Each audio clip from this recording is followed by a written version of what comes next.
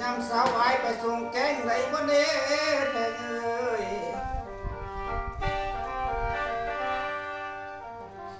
ยามแรงนั้นบ้าวิสัยไปส่งแก้วได้บ่น้อ เจ้าเครียดดิเครียดยาย าม เด้ เฮา อ เจ็บปวดใครน้องเอ้ยทางไหนบ้างกันได้บ่น้อน้องเอ้ย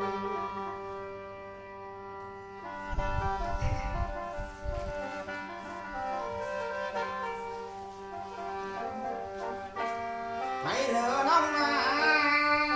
บ่สมเป็นผืนบ่น้องเอ้ยสิกองผืนในใจดังน้องโอ้ยามแต่บ่สมเป็นผืนคุณเชื่อน้องแล้วนุ่งมาบ่น้อได้เอ้ย พี่น้องมาย่ามเด้อพี่น้องมาแต่ปักสันมาย่ามเด้อ อ้ายนี่แนวเป็ดน้อยน้องเอ้ยบ่สมน้อยไม่นำใหญ่น้องแล้ว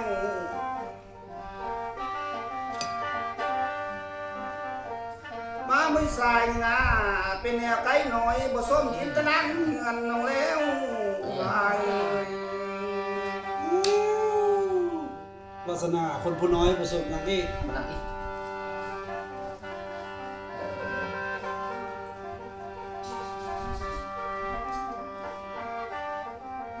โอ้ยน้ออะไรเอ้ย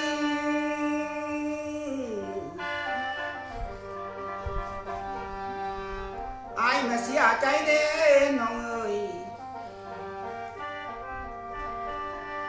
ยังน้องคงมากินหลับร้อนน้อ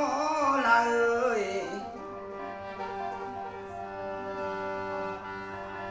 จังมาเสียใจเด้เศร้าคำนางเอ้ยจังมาน้องจังมานอนหลับดีแท้น้องเป็นหยังเด้ราเอ้ยน้องไปเกิดอยู่พุ่นอะไรบ่มาเกิดอยู่อีสิตัวพี่ชายนั่นสิบ่ให้น้องอยู่ล้นเด้อลานเอ้ย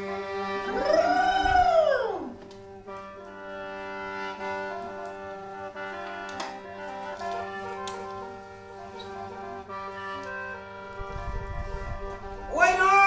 อะไรเอ้ย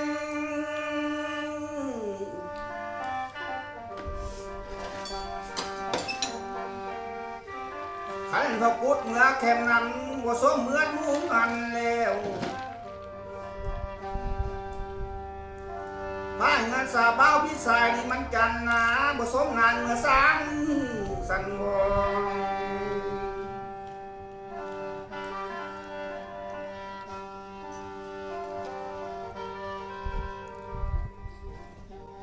วันไหนได้ลายสาวกำนางเอ้ยน้องจะได้นุ่งเสื้อลำน้อแพงเอ้ย โอ้บางวันแต่ว่า วันไหนได้ลายเอ้ยน้องจะได้อ้ำเจือสิวอะไรนี่นะจะได้น้องไม่หิวดำน้อยตกตาบ้านหีบสองคำในบนน้อลายเอ้ย โอ้ยหมดเด้อเนาะ สืบทอดเด้อนี่รุ่นสืบทอดอาจารย์ลอยพ่อลอยผู้ใดเป็นแฟนคลับพ่อลอยก็ติดตามเลยเด้อนี่ตัวจริงเสียงจริงสืบทอดนี่ ไอ้ลงเมื่อละไม้เมลาเอ้ยสาวคำนางเอ้ย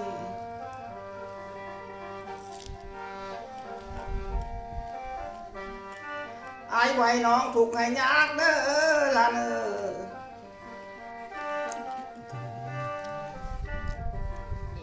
ขันมาตื่นมื้อเช้าไอ้อยู่ทางนั่งใหม่สิมาต้มสู้กินได้เด้อละเนอ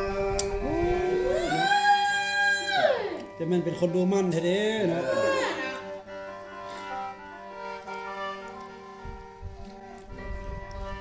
โอ้ยน้อน้องเอ้ยไอ้เป็นคนถูกข์ละเอ้ยยานแต่สาวกำนางนั้นบ่เมื่อละไม้สันโบ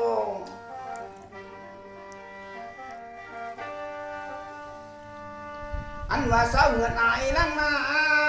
ง เศร้าเงินกบยวกเน้อละเน้อ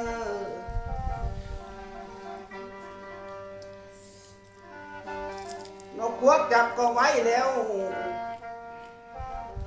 ขันละแม่ไว้นั้นใช้เขาต้นไฟกันแม่นเหือนสายแล้วน้องแล้ว แมวก็ไอ้แหงปนั่นเนาะ โอ้ยเนาะผู้สาวเอ้ยมักอยู่บ่เงินต้นยวกอ้อนได้เงินต้นยวกนี่นะแต่ว่า มาเป็นตาอีดูแต่เนาะ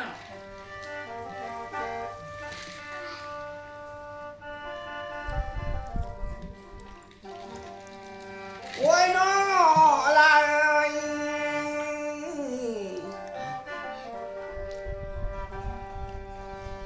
ว่าเรื่องซื้อละเอ้ยอาจจะซื้องัวเขาลายก่อนเน้อละเน้อ ราคาแพงเด้องัวเขาลายนี่ตัวละล้านบาท เมาเรื่องไข่น้องเอ้ยเป้าพิสานี้จะขายควายเข้าอาเสนอ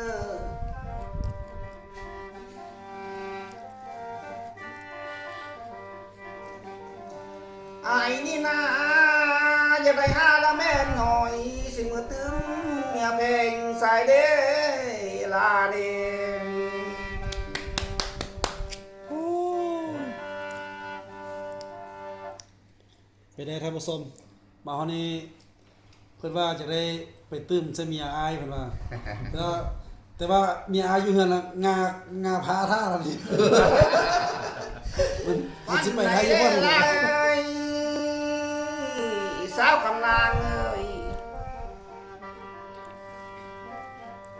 น้องจะได้นุ่งเสื้อลำน้อแพงเอ้ย โอ้บางวันแต่ว่า ปั้นได้เด้ละเอ้ยน้องจะได้อ้ำเจื้อสิวอายนี่นะจะได้น้องไม่หิวดำน้อยตกตาบ้านหีบซ้อมคำในบ่น้อละเอ้ย โอ้ยหมดเด้เนาะ สืบทอดเด้อนี่รุ่นสืบทอดอาจารย์ลุยพ่อลุย ให้น้องเมื่อละไม้แม่ลาเอ้ยสาวคำนางเอ้ย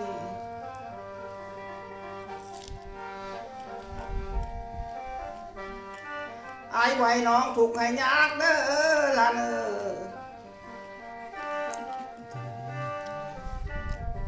นี่ได้เงิน ขันว่าตื่นมือเศร้าไอ้หยุดทางนั่งใหม่สิมาต้มสู้กินได้เด้อลาเน้อ จะแม่นเป็นคนดูมั่นแท้เด้เนาะ เอ้ย